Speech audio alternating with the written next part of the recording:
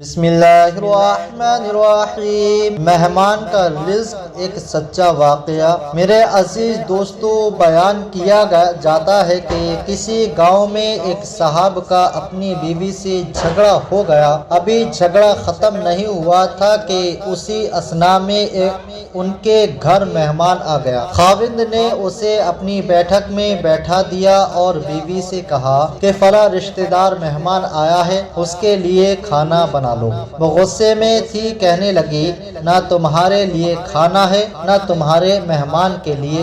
وہ بڑا پریشان ہوا کہ لڑائی تو ہماری اپنی ہے، اگر رشتہ دار کو اس بات کا پتہ چل گیا تو خواہ خاندان میں بات ہوگی اور خواری الگ سے ہوگی، لہذا خاموشی سے آ کر مہمان کے پاس چپ چاپ بیٹھ گیا۔ اتنے میں اسے خیال آ گیا کہ چلو بیوی اگر روٹی نہیں پکاتی تو سامنے والے ہمارے ہمسائے بہت ہی اچھے لوگ ہیں، میں انہیں ایک مہمان کا کھانا پکانے کے لیے کہہ دیتا ہوں۔ چنانچہ وہ ان کے پاس گیا اور کہنے لگا کہ بیوی کی طبیعت آج کچھ خراب ہے، لہذا آپ ہمارے مہمان کے لیے کھانے کا انتظام کر دیں۔ انہوں نے کہا ٹھیک ہے۔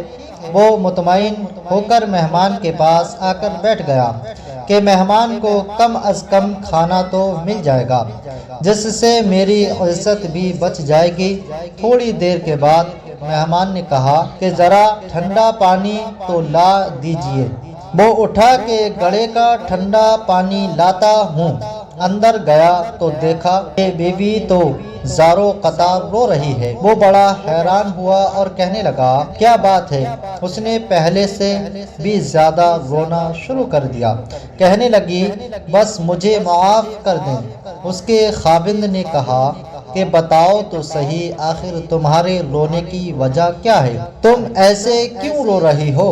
بیوی نے کہا کہ پہلے مجھے معاف کر دیں، پھر میں آپ کو اپنی بات سناؤں گی۔ خیر، اس نے کہہ دیا کہ جو لڑائی جھگڑا ہوا ہے میں نے وہ دل سے نکال دیا ہے اور تمہیں معاف کر دیا ہے۔ پھر وہ کہنے لگی کہ جب آپ نے آ کر مہمان کے بارے میں بتایا اور میں نے کہہ دیا کہ نہ تمہارے لیے کچھ پکے گا اور نہ ہی تمہارے مہمان کے لیے کچھ پکے گا تو آپ چلے گئے، مگر میں نے دل میں سوچا کہ لڑائی تو میری اور آپ کی ہے اور یہ مہمان رشتہ دار ہے، ہمیں اس کے سامنے اپنے جھگڑے کی پول نہیں کھولنا چاہیے۔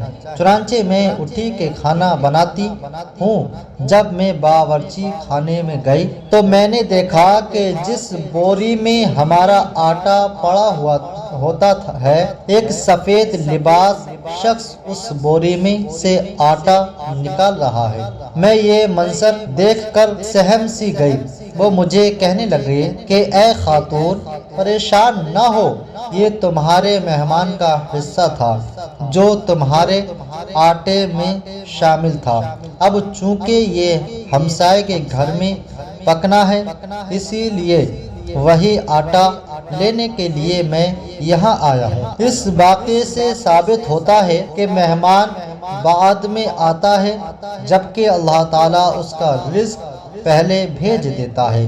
یہ واقعہ کتاب خطیب فقیر سے ماخوذ کیا گیا ہے۔ میرے عزیز دوستو، ہمیں اس بات کی حیرت نہیں ہونی چاہیے کہ ہمارے یہاں مہمان آیا ہے، ہم اس کے کھانے پینے کا انتظام کہاں سے کریں گے، بلکہ اپنے رب پر بھروسہ کرنا چاہیے، کیونکہ جب ہمارے یہاں کوئی آتا ہے اس کے آنے سے پہلے اللہ ہمیں رزق عطا کر دیتا ہے۔